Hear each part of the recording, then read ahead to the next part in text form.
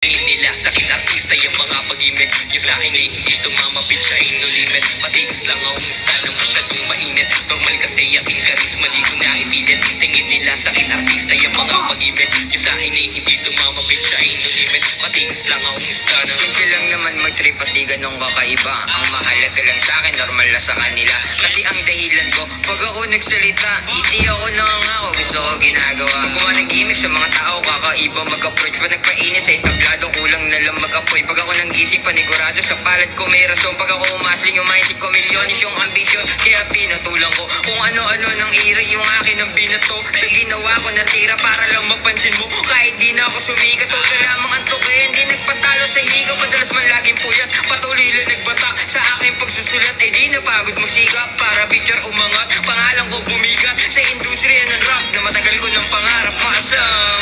Kahit di man ako palaran dito sa sitwasyon natin, pero di ibig sabihin isusuko yung hangarin. Masyadong mainit, normal kasi aking karisma, di ko na ipilit. Tingin nila sakit artista yung mga pag-imik. Yung sa akin ay hindi tumamapit.